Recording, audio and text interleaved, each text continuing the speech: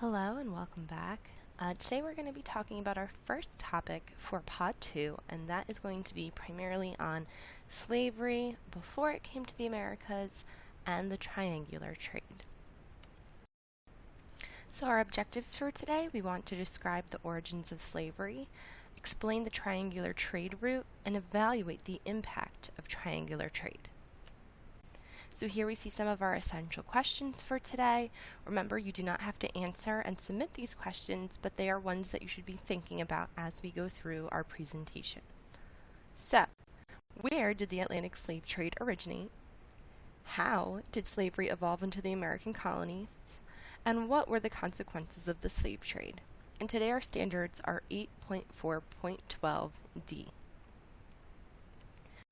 So before we can talk about this triangular trade and how slavery kind of impacted it, we need to talk about the Americas before the arrival of triangular trade. So we know that when Europeans first arrived in the New World, the demand for slaves in the Americas increased significantly because they found new land, they found new products that they could grow and sell and make money from.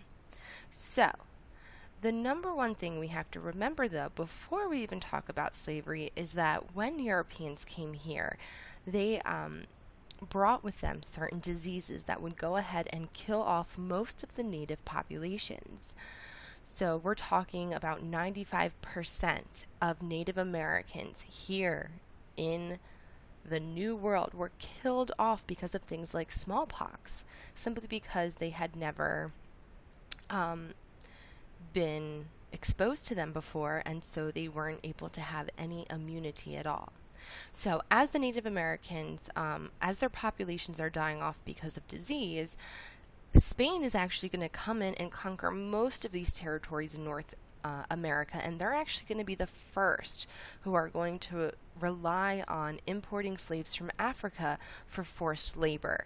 So it is going to be the Spanish and the Portuguese as well who bring slaves to the New World first. So, origins of the slave trade. Where did it come from? Where did it begin? Well, you have to realize that slavery has existed in many parts of the world for as long as we have known history. And people have been forced into slavery, and they have come from all different walks of life. So they have not just been Africans. There have been slavery in history of Israelis, of Jews, same thing, of Christians, you name it. There have been a number of different populations of people that have been forced into slavery. And they could have been anything before they were slaves. So some of them were free. Some of them, were farmers, merchants, priests, soldiers, musicians, so on and so forth. And we're going to talk about how being fathers, mothers, sons, and daughters was one of the hardest things to go through when being a slave. So the beginnings of slavery, it really all began because there was a shortage of labor in the Americas, which led to the beginning of what we call the Atlantic slave trade.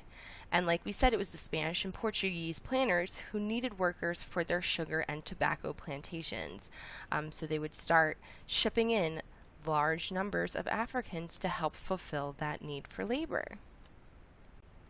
So we did try to use Native Americans first here in the New World, but like we said, because of the European diseases that killed millions of them, they didn't end up being the right kind of labor we needed.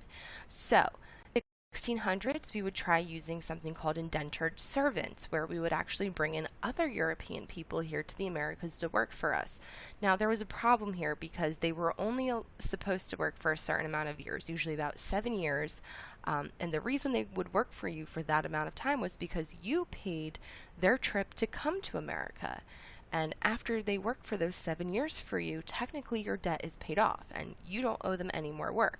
So it's expensive for the plantation owners, and it's not going to solve the problem of labor, of needing labor, because they're going to be able to up and leave after a few years if they even finish out all 7 years that they owe the farmers. So then it ended up that we turned to African slaves, in which millions will be forcibly taken to the Americas, and most of them will be from the coast of West Africa across the Atlantic Ocean. Some of these Africans will be exchanged for firearms and other products and goods, but there will be a large number of Africans who are actually kidnapped on raids by traders, or are sold into slavery because they're a prisoner of war or a family member, and they just need some of those goods, some of those products. Because remember, at this time, we're really not seeing money too much in Africa. So here's a quote by James Walden. "Coffee, chocolate, and tea all had a naturally bitter taste. What made them palatable, or meaning desirable for their tastes, to Europeans was the addition of sugar. Without slavery, there would have been no sugar." And that's quite true, because without African slaves coming to the Americas, we would not have been able to produce as much sugar to fulfill the demand across Europe and across the world, and it probably wouldn't be as prevalent as it is today.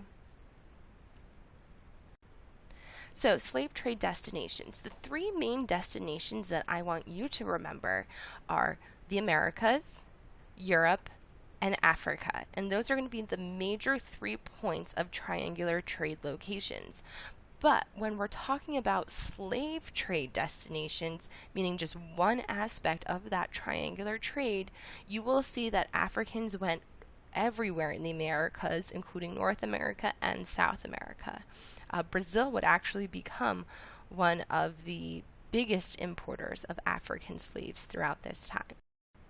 And here you can see a breakdown with a pie chart showing us exactly which countries or which areas of the world imported the most slaves. So as you can see here, it was the Portuguese in Brazil who were able to import about 37%. But when you add up all of the Caribbean islands together, it ends up that they're actually going to be the ones who have imported the most, with 41%. So the triangular trade route. This is going to be the route that most Africans take, most products and goods take, in order to help fund the colonies and to help get them what they need. So there was a big demand for labor in the Western Hemisphere, which encouraged a money-making triangular trading pattern. So as you can see from the Americas, okay, we would basically, Europeans would take sugar, cotton, rum, tobacco, and coffee back to Europe. Those are all American-made products. They would then take pots, pans, guns, and alcohol, as well as horses, to Africa, where they would be able to trade them for slaves. They would then go from there, take those slaves, and bring them all the way back to the Americas, where they would be sold for profit. So as you can see, each location of the triangular trade would actually benefit in some way from this pattern and would be able to make a lot of money from it, which is why it's going to be around for as long as it will be. So let's talk a little bit about this trade network. So captured Africans would become of this trade network, which we're calling the triangular trade. And the first leg, like we said, shipped European goods to Africa to be exchanged for slaves. The second leg, which you'll be reading about in your activity this week, was called the Middle Passage. And this is when Africans were brought to the Americas to be sold. We then had the third leg of the trip, where American products, sugar, cotton, tobacco, were carried to Europe. And the important things to remember here is that some slave traders from America sailed directly to Africa, not allowing a triangular route. But in reality, the main thing that we want you to take away here, guys, is that this really demonstrates how these Africans were reduced to commodities to be sold. They were not seen as human beings. They were seen as things, as goods, as property, which is really what we're going to see fuel racism here in America in the 1700s. So that is our topic for today. You can go ahead, answer the questions below, and then move on to our next topic for this week.